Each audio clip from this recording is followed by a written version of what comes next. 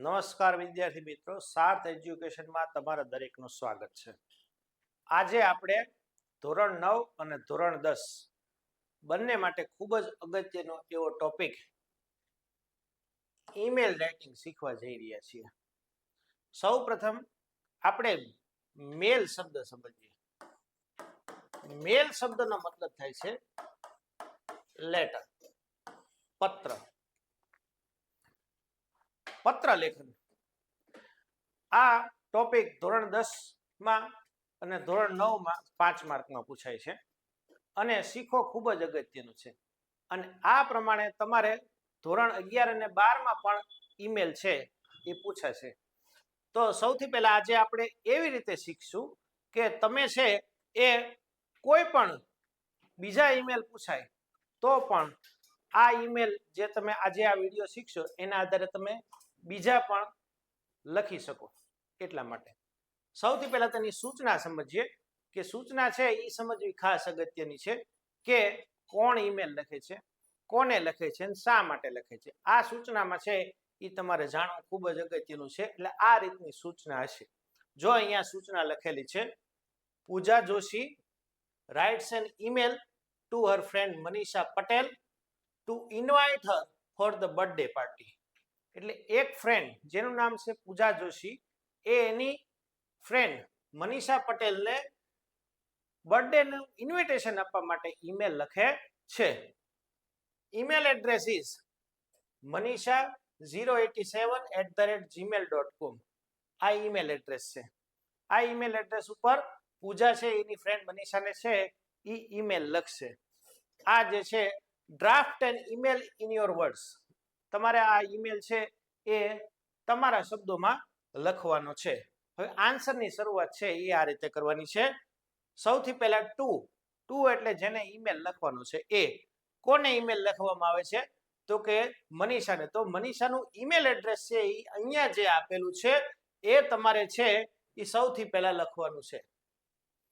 જો આ email address અહીંયા લખેલું છે ટુ manisha087@gmail.com. આ શરૂઆત થઈ ગઈ. પછી બીજું એનું સ્ટેપ જે છે એ છે ફ્રોમ. ફ્રોમ એટલે ઈમેલ લખનારનું ઈમેલ એડ્રેસ. હવે આ છે ઈમેલ એડ્રેસ આપેલું નહીં હોય, એ વિદ્યાર્થી મિત્રો એની રીતે જનરેટ કરવાનું રહેશે, એટલે બનાવવાનું રહેશે. કાંઈ અઘરું નથી, બરોબર જોઈ લો. સૌથી પહેલા તો એ મગજમાં રાખો કે કોણ ઈમેલ લખે છે. ઈમેલ કોણ લખે છે તો કે પૂજા જોશી. તો પૂજા જોશી છે અહીંયા લખી નાખો. અને વચ્ચે છે ઈમેલ એડ્રેસનો સામાન્ય નિયમ એમ છે કે હંમેશા બીજી એબીસીડીમાં લખવામાં આવે છે. તો અહીંયા પૂજા જોશી છે એ બીજી એબીસીડીમાં લખવામાં આવે છે. બીજો એનો ઈમેલનો નિયમ છે કે વચ્ચે કોઈ સ્પેસ હોતા નથી. તો પૂજા જોશી અહીંયા લખેલું છે અને વચ્ચે કોઈ પ્રકારનો સ્પેસ છે નહીં. અને પછી કોઈ 2 કે 3 અંકની સંખ્યા લખો અને ઉપર મુજબ @gmail.com. આ રીતે છે એ લખનારનું ઈમેલ એડ્રેસ. પછી સબ્જેક્ટ. સબ્જેક્ટ એટલે વિષય. ઈમેલનો વિષય શું છે તો અહીંયા તમે જુઓ બર્થડે પાર્ટી ઇન્વાઇટ કરે છે. તો અહીંયા તમારે સબ્જેક્ટ લખવાનો છે બર્થડે ઇન્વિટેશન. ડેટ અહીંયા લખેલી છે 7th February 2015. આ 4 સ્ટેપ છે એ વિદ્યાર્થીઓ છે એ યાદ રાખવાના છે અને આ રીતે લખવાનું છે. ઈમેલ એડ્રેસ છે આમાં આપ્યું હોય, બીજું ઈમેલ એડ્રેસ આમાં લખવાનું છે. સબ્જેક્ટ છે એ સૂચનામાંથી લખવાનું હોય. ઘણી અલગ અલગ પ્રકારના સબ્જેક્ટ હોય છે કે અહીંયા બર્થડે પાર્ટીનું ઇન્વિટેશનનું છે, એક્ઝામ પ્રિપેરેશન છે કે કોઈ પણ દાખલા તરીકે વેકેશન પ્લાનિંગ છે. આવા પણ ઈમેલ છે એ સામાન્ય રીતે પૂછાય છે. હવે આગળ આપણે જોઈએ ઈમેલ છે એ આ શરૂઆત થઈ ગઈ, આન્સરની શરૂઆત જ થઈ છે. હવે આગળ આપણે જોઈએ. હવે જુઓ અહીંયા આગળ સંબોધનથી શરૂ કરવામાં આવે છે. અહીંયા 3 સંબોધન આપણે લખેલા છે. Dear, respected, hello. આ 3 સંબોધન છે એ ત્રણેય નથી કરવાના. ત્રણેયમાંથી તમે ગમે તે એક કરી શકો છો. હવે તમારી ઉંમરના તમારા મિત્રો હોય, તમારી બેનપણી હોય, તમારા ફ્રેન્ડ્સ હોય, તેને તમે ડિયર કે હેલો સંબોધન કરી અને શરૂઆત કરી શકો છો. અહીંયા દાખલા તરીકે એક ફ્રેન્ડ અને બીજી ફ્રેન્ડને લખે છે એટલે ડિયર કે હેલો પછી મનીષા લખેલું છે. બરોબર. તમારાથી મોટી ઉંમરના વ્યક્તિ હોય, તમારા વર્ગ શિક્ષક હોય, એને તમે ઈમેલ લખતા હો તમારા પિતાને તમે ઈમેલ લખતા હો તો રિસ્પેક્ટેડ સંબોધન છે એ લખવું જોઈએ. હવે આટલું લખાય પછી નીચેની લીટીમાં આવવાનું છે. અહીંયા જો શરૂઆત કરી છે આ રીતે તમારે શરૂઆત કરવાની છે. ગુડ મોર્નિંગ, શુભ સવાર, હાવ આર યુ, તમે કેમ છો? We all are very fine here, અમે અહીં સૌ મજામાં છીએ. લાસ્ટ નાઇટ, ગઈ રાત્રે, આઈ રિસીવ્ડ યોર મેસેજ, મને તારો મેસેજ મળ્યો. એટલે ઈમેલ એને કદાચ મળ્યો હોય અથવા વોટ્સએપ થી મેસેજ મળ્યો હોય. I was glad to read it, હું તારો ઈમેલ વાંચી અને ખુશ થઈ. ગ્લેડ, ગ્લેડ નો મતલબ શું થાય છે? હેપી. હેપી શબ્દ પણ અહીંયા લખી શકાય છે. I was glad to read it.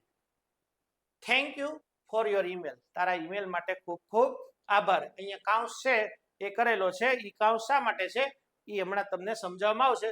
પણ ઈમેલની શરૂઆત છે એ આટલા શબ્દ આટલા વાક્યોથી છે એ કરી શકાય છે. આની જગ્યાએ તમે બીજો ઈમેલ છે એ પૂછાણો હોય તો પણ છે એ આ રીતે છે એ શરૂઆત કરી શકાય છે. થોડા ઘણા ચેન્જીસ તમારે છે માઇનોર જે તમારે કરવાના રહેશે, જે તમને સમજાવીશ. હવે આગળ, ટુડે આઈ એમ રાઇટિંગ, આ છે ને સૌથી વધુ પૂછાતો ઈમેલ છે એટલે આપણે આ ઉદાહરણમાં લીધું છે. ટુડે આઈ એમ રાઇટિંગ, આજે હું લખી રહી છું. ધીસ ઈમેલ, આ ઈમેલ શા માટે? તો કે two invite you for my birthday party, મારા જન્મદિવસનું આમંત્રણ આપવા માટે આજે હું તને ઈમેલ લખી રહી છું. My birthday will be on next Sunday, મારો જન્મદિવસ છે એ આવતા રવિવારે છે. ટાઈમ ઇઝ 7 PM, મોટે ભાગે બર્થડે પાર્ટી છે એ ક્યારે હોય? સાંજે હોય. તો આ સમય છે એ આપે છે કે સમય છે એ 7 PM નો છે. PM એટલે સાંજનો, સાંજનો સમય છે. I also invite our other friends, મારા બીજા મિત્રો છે એને પણ હું આમંત્રણ આપવાની છું. આવું કોણ કહે છે? તો કે પૂજા કહે છે. કોને કહે છે? મનીષાને કહે છે કે હું બીજા મિત્રોને પણ આમંત્રણ આપવાની છું. We shall have fun together, આપણે સાથે મજા કરશું.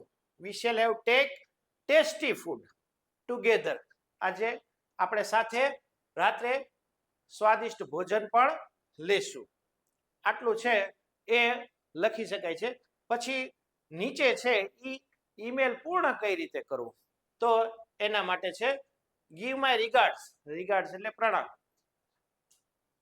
ટુ એલ્ડર્સ, વડીલોને પ્રણામ કહેજો. એલ્ડર્સ એટલે વડીલો, એટલે એના ઘરના જે મોટા વ્યક્તિ હોય, એના માતા પિતા હોય, એના અંકલ આંટી સાથે જે રહેતા હોય એને છે એ પ્રણામ કહે છે. રિગાર્ડ્સ એટલે સાદર પ્રણામ, વંદન. And sweet memory to all, અને બીજા બધાને યાદ આપજો. રિપ્લાય સૂન, જલ્દી આનો ઉત્તર આપજે. I shall wait for your email, તારા ઈમેલની હું રાહ જોઈશ. Bye, take care, your loving friend Pooja. અહીંયા પણ આપણે છેલ્લે છે એ કાઉન્સ કરેલો છે. એટલે આ જે ઈમેલના વાક્યો જે છે એ છેલ્લે આ જે બે કાઉન્સ છે એ ખાસ અગત્યના છે. બીજો કોઈ પણ ઈમેલ પૂછાય તો આ કાઉન્સના વાક્યો છે એ લખી શકાય છે. અને આમાં થોડા ઘણા કદાચ માઇનોર ચેન્જ કરવા પડે, પણ આ જે પ્રકારના વાક્યો છે એ બીજા ઈમેલમાં પણ લખી શકાય છે.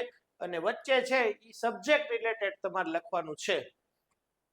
આ રીતે યોર લવિંગ ફ્રેન્ડ પૂજા, અહીંયા ઈમેલ છે એ પૂરો થયો. હવે આને લગતું આપણે થોડુંક આ ઈમેલ રાઇટિંગ છે એ પૂર્ણ થયું, પણ હજી આપણે થોડુંક આના થોડાક શબ્દો જોઈ લઈએ. જુઓ, અનનોન વર્ડ્સ, આમ તો એવા ઈમેલ છે એકદમ સરળ ભાષામાં લખાયો છે. આપણે આમાં લગભગ કોઈ એવા અઘરા શબ્દો છે નહીં, છતાં મને લાગે એવા લખાવ્યા છે જે તમારે પાકા કરવા જરૂરી છે. સૌથી પહેલો શબ્દ છે રિસ્પેક્ટેડ એટલે આદરણીય. પછી રિસીવ, રિસીવ એટલે મેળવવું, પ્રાપ્ત કરવું. ગ્લેડ, ગ્લેડ એટલે ખુશ. ઇન્વિટેશન એટલે આમંત્રણ, અને ટેસ્ટી નો મતલબ થાય છે સ્વાદિષ્ટ. ટુગેધર સાથે, મેમરી યાદ, એલ્ડર્સ એટલે વડીલો, અને રિપ્લાય એટલે ઉત્તર આપો. આટલા શબ્દો છે. આમાં લગભગ કોઈ એવા અઘરા શબ્દો છે એ આપણે લખ્યા નથી, પણ આ છે આટલા આવડવા જરૂરી છે જેથી તમારે સ્પેલિંગ મિસ્ટેક થાય નહીં. હવે થોડાક આપણે અગત્યના જે આ ઈમેલ જોયો એના થોડાક આપણે અગત્યના મુદ્દા છે એ જોઈએ. જો અહીંયા સૂચના શું લખેલી છે કે ઈમેલ રાઇટિંગ લખતી વખતે ખાસ ધ્યાનમાં રાખવા જેવી બાબતો છે. આ છે નોંધ લખી લેવા જેવી છે કે ઈમેલ છે કે જેથી આપણે એમાં સરસ પરફોર્મન્સ આપી શકીએ ને આપણને પૂરા ગુણ છે એ પ્રાપ્ત થાય. કારણ કે એમાં સૂચના સિવાય કોઈ આવતું નથી, કોઈ મુદ્દા આવતા, ખાલી સૂચના હોય છે એના આધારે જ તમારે લખવાનું હોય છે. તો સૂચના વાંચી ખાસ સમજવું કે ઈમેલ કોણ લખે છે, શા માટે લખે છે અને કોને લખે છે. આ ખાસ છે એ પેન્સિલથી અંડરલાઈન દરેક વિદ્યાર્થીએ સૂચનામાંથી કઈ લખી નાખવું કે ઈમેલ છે કોણ લખે છે, કોને લખે છે, બંને વચ્ચે સંબંધ શું છે. ઘણીવાર એવું હોય કે પિતા પુત્રને લખતો હોય, બરોબર છે, એક ફ્રેન્ડ બીજા ફ્રેન્ડને લખતા હોય, ઘણીવાર વર્ગ શિક્ષકને પણ લખાતો હોય ઈમેલ કોઈ લીવ નોટ તરીકે. એટલે એ ખાસ સમજવું છે, સમજવું જરૂરી છે. હવે બીજો મુદ્દો છે, ખાસ ધ્યાન આપો. ઈમેલની શરૂઆતમાં ટુ એમ લખી ઈમેલ એડ્રેસ લખવું. આ ટુ એમ લખીને તમારે ઈમેલ એડ્રેસ લખવાનું છે. ઈમેલ એડ્રેસ સૂચનામાં આપેલ હોય છે તે જ લખવું. ઈમેલ એડ્રેસ તમારે બીજી કોઈ લખવાનું જરૂર નથી, તમારે તમારું ઈમેલ એડ્રેસ લખવાનું, સૂચનામાં આપ્યું જ હશે એ જ ઈમેલ એડ્રેસ તમારે લખવાનું હોય છે. પછી ત્રીજો મુદ્દો છે ફ્રોમ એમ લખી ઈમેલ એડ્રેસ લખનારનું લખવું. લખનાર આમાં કોણ હતું, દાખલા કે પૂજા જોશી હતી, ઈમેલ છે એ લખતી હતી, તો એનું ઈમેલ એડ્રેસ લખવાનું હોય છે. આ ઈમેલ એડ્રેસ સૂચનામાં લખેલ નહીં હોય, આ સૂચનામાં આપેલ નહીં હોય, એ તમારે તમારી રીતે છે એ બનાવવાનું છે અને એની સૂચના મેં આપેલી છે કે કઈ રીતે તમારે લખવું. ઈમેલની સૂચનામાંથી સબ્જેક્ટ લખવો. સબ્જેક્ટ છે એ અલગ અલગ હોઈ શકે છે. આપણે આમાં શું હતું, બર્થડે ઇન્વિટેશન હોય હતું. આની સિવાય બીજા કોઈ પણ છે એ પૂછાઈ શકે, દાખલા તરીકે એક્ઝામ પ્રિપેરેશન છે, હોલિડે પ્લાનિંગ છે. આ સબ્જેક્ટ છે એ લખવાનો હોય છે, એટલે એ લખવું. છેલ્લો અહીંયા પાંચમો મુદ્દો છે ઈમેલમાં ત્યારબાદ યોગ્ય તારીખ લખવી. ઈમેલમાં યોગ્ય તારીખ લખવી. આપણે આમાં દાખલા તરીકે ફેબ્રુઆરી તારીખ લખી હતી. અમુક ઈમેલ એવો હોય કે તમારે ગમે તે તારીખ લખો તે ચાલે. દાખલા કે બર્થડે ઇન્વિટેશન હોય તો બર્થડે તો ગમે ત્યારે આવી શકે, પણ અમુક ઈમેલ એવા હોય કે જેમાં તમારે યોગ્ય તારીખ લખવી પડે. દાખલા તરીકે વિદ્યાર્થી એમ કે અત્યારે બોર્ડની પરીક્ષા ચાલી રહી છે તો તમારી તૈયારી કેવી છે, હાઉ ઇઝ યોર પ્રિપેરેશન, તમારી પ્રિપેરેશન કેવી છે, એવો ઈમેલ જો તમારે લખવાનો હોય તો એમાં તમારે જાન્યુઆરી, ફેબ્રુઆરી કે માર્ચની તારીખ છે એ લખી શકો છો, કારણ કે એ સમય દરમિયાન પરીક્ષા હોય છે. એટલે થોડુંક છે એ તમારે આ વસ્તુ ધ્યાન રાખવું. આની સિવાય જો કોઈ એવો ઈમેલ હોય કે 15મી ઓગસ્ટ છે એ તમારી શાળામાં ઉજવાઈ ગઈ છે અને એના વિશે તમારે છે એ તમારા ફ્રેન્ડને જાણ કરવાની છે કે 15મી ઓગસ્ટ છે એ તમારી શાળામાં ઉજવાય, તો એમાં તમે કઈ રીતે સેલિબ્રેટ કર્યું, કેવો પ્રોગ્રામ હતા, તો એમાં છે એ તમારે ડેટ કઈ લખવી પડે કે 15 ઓગસ્ટ લખો, 16 ઓગસ્ટ લખો, 17 ઓગસ્ટ, એની અગાઉની ડેટ લખી શકાતી નથી. એટલે ઈમેલમાં છે એ બને ત્યાં સુધી યોગ્ય તારીખ લખવી. તારીખમાં મહિનાનો ક્રમ નહીં પરંતુ મહિનાનો સ્પેલિંગ લખો. જે તારીખ હોય ને એ લખવાની છે. પછી મહિનો જે આવતો હોય, અત્યારે દાખલા તરીકે ફેબ્રુઆરી મહિનો ચાલે છે તો ફેબ્રુઆરીનો સ્પેલિંગ છે એ લખવાનો છે, એનો ક્રમ લખવાનો નથી કે બીજા ક્રમ એમ. પછી આગળ આપણે જોઈએ આપણી ઉંમરના વ્યક્તિ એટલે આપણા મિત્રો ને ઈમેલ લખતા હો તો ડિયર, હેલો કે હાય સંબોધન થઈ શકે છે. તમારી ઉંમરના વ્યક્તિ હોય એને તમે ઈમેલ લખતા હો તો એનું સંબોધન છે આ રીતે થઈ શકે, ડિયર, હેલો, હાય એમ કરીને. આમાં દાખલા કે ડિયર મનીષા અથવા હેલો મનીષા, હાય મનીષા, આવી રીતે શરૂઆત થઈ શકે છે. સંબોધન છે એ આ રીતે કરવાનું છે. આપણીથી મોટી ઉંમરના વર્ગ શિક્ષકોને ઈમેલ લખતા હો તો રિસ્પેક્ટેડ સંબોધન કરવું. આપણી ઉંમરના વ્યક્તિ ન હોય, આપણીથી મોટા હોય તો એને છે એ ડિયર સંબોધન નહીં પણ રિસ્પેક્ટેડ સંબોધન છે એ કરવું જરૂરી છે. પછીનો મુદ્દો છે ઈમેલ લખતી વખતે આપેલ બે કૌંસના વાક્યો બીજા ઈમેલમાં પણ લખી શકાય છે, જરૂરી ફેરફાર કરવા. આપણે આમાં જે બે કૌંસના વાક્ય જોજો તમે, શરૂઆતમાં મેં અહીંયા ઇન્ડિકેટ કરીને બતાવ્યું હતું કે જે બે કૌંસના વાક્યો છે એ બીજા ઈમેલમાં પણ આ જ રીતે લખી શકાય છે. શરૂઆતમાં જે કૌંસના વાક્યો છે છેલ્લા વાક્યમાં જરૂરી ફેરફાર કરવા, પણ શરૂઆત છે એ આ રીતે કરવાની છે. એ તમારી રીતે છે એ લખવાના છે. અને ઈમેલના અંતમાં ઈમેલ લખનારનું નામ લખવું. ઈમેલ છે એ જ્યારે પૂરું થાય ત્યારે ઈમેલ લખનારનું નામ લખવાનું છે. આમાં દાખલા તરીકે લખેલું હતું કે યોર લવિંગ ફ્રેન્ડ, પછી જે નામ લખ્યું હતું એ નામ આપણે લખવાનું છે. તારી પ્રેમાળ મિત્ર પૂજા. આ રીતે છે એ ઈમેલ લખવાનું છે. એટલે આ જે છે એ તમે જોયું કે આ છે ઈમેલ ઘણો અગત્યનો છે અને આ મુદ્દા અને આ પ્રમાણે લખશો તો તમારે ચોક્કસથી સારા ગુણ પ્રાપ્ત થશે. અને વ્યવસ્થિત લખજો. અને બીજું, તમારું વધુ એટ્રેક્ટિવ કરવા માટે તમારું ઈમેલ આખું લખાઈ જાય પછી આવી રીતે છે એ પેજ નવા પેજમાં લખવું અને પછી આવી રીતે છે એ બોર્ડર કરી નાખવી, જેથી તમારું છે એ પ્રેઝન્ટેશન છે એ વિદ્યાર્થીનું સરસ લાગે. તો આટલો છે એ આપણે જોયું. આવા જ આપણે વિડીયો છે એ જોતા રહેશું અને તમને બને એટલી હેલ્પફુલ થવાનો પ્રયત્ન કરશું, જેથી તમે છે એ સારામાં સારું પરફોર્મન્સ ધોરણ 10 માં આપી શકો. All the best to all the viewers and dear students. Bye. Take care.